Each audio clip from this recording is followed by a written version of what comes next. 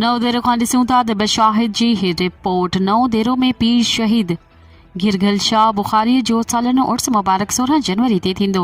मल्हा मुक़ाबला ऐं कोॾे कोॾी जा मुक़ाबला मुनक़द थींदा। तफ़सील मूजिब नओं देरो ऐं पसकिरदाई जे मशहूर औलिया पीर गिरगल शाह बुखारी जो सालानो उर्स तक़रीबूं 16 जनवरी ते मुनक़द थींदी।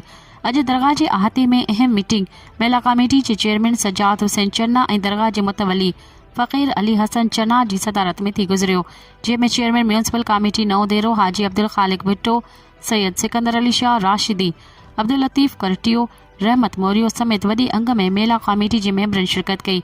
जहिड़े त मल्ह पहलवान एसोसिएशन जे अॻवान मंज़ूर भुट्टो ख़ासि तौर ते मीटिंग में शिरकत कई।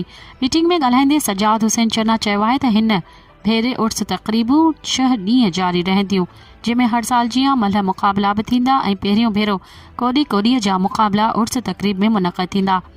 हिन भेरे उर्स तक़रीबुनि में नवाण आंदी वई आहे जीअं शहरी लुत्फ़ अंदोज़ थियनि।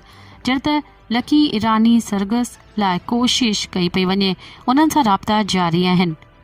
मल्ह पहलवान अॻवान मंज़ूर भुट्टो ॻाल्हाईंदे चयो त सिंध जे मुख़्तलिफ़ शहरनि मां दरगाह पीर शहीद गिरगल शाह जे मेले में सुठा मल्ह पहलवान घुराया वेंदा। इन सिलसिले में मेला कमेटी जे अॻवाननि सां मामला तय कया विया आहिनि। इन मौक़े ते अब्दुल लतीफ़ करटियो, हाजी अब्दुल ख़ालिक भुट्टो, हाजी राहे भुट्टो बि मेले जे हवाले सां सहाफ़ियुनि सां ॻाल्हि ॿोल्हि कई।